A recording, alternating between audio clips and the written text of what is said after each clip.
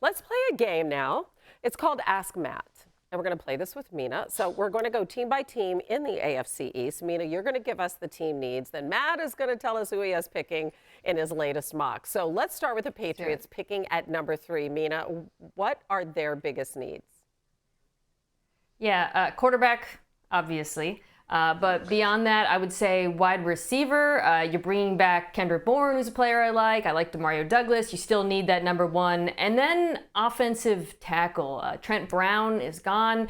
You did bring back Michael Nguyen, who's going to play on the right side. But this Patriots offensive line definitely needs help. Really across, I would say, the line, but particularly at tackle.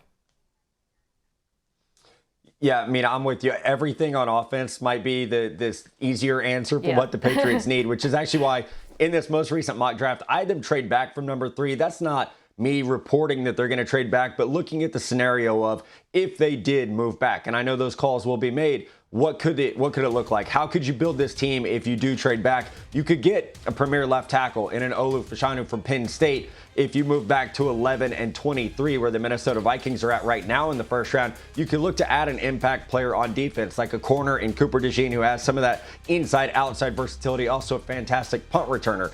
And then you have the 2025 extra first-round pick if you do move back. So should the Patriots do it, we can have a long conversation about should they trade out, should they stick at 3 and take the 3rd quarterback in this draft. But I'm with you absolutely. They have some big premier holes to fill. When you think about how you want to build a team on offense, you start with quarterback, wide receiver, left tackle. The Patriots don't have an answer at any of those positions right now. So they're, I think, one of the more interesting teams in terms of what does this new regime do to really put their stamp on it after Bill Belichick. You got to follow those footsteps, but also you're trying to build an offensive identity that they really don't have right now.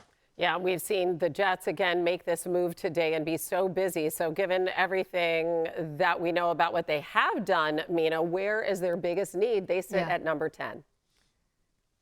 Well, it's certainly not on the defensive line, I'll say that. Actually kind of similar to New England, minus the quarterback position, which is really at offense.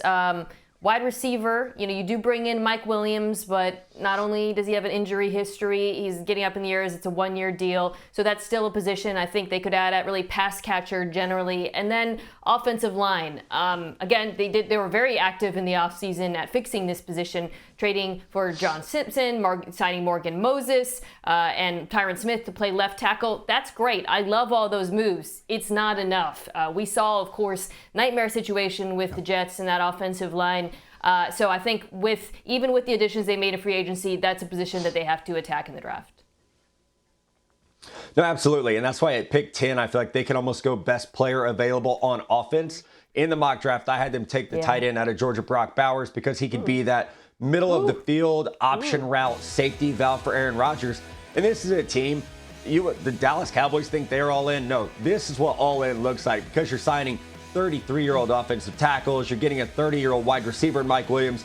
2 of those guys, Smith and Williams, with remarkable injury history in their careers. So it does feel like they're pushing the chips to the middle of the table. As much as I would personally say, let's draft a left tackle for the future, it feels like the Jets need a player that can come in and help them win in 2024, because GM Joe Douglas, head coach Robert Saleh, they're trying to save their jobs. And they're also trying to convince Aaron Rodgers that you want to play more than just one more season. Brock Bowers helps everyone do that because he is going to help this offense immediately, whereas a left tackle or a right tackle, those guys will be sitting behind Tyron Smith, assuming he can stay healthy, something he hasn't done since 2015. Yeah, so much at stake for them this season. All right, thanks, you two.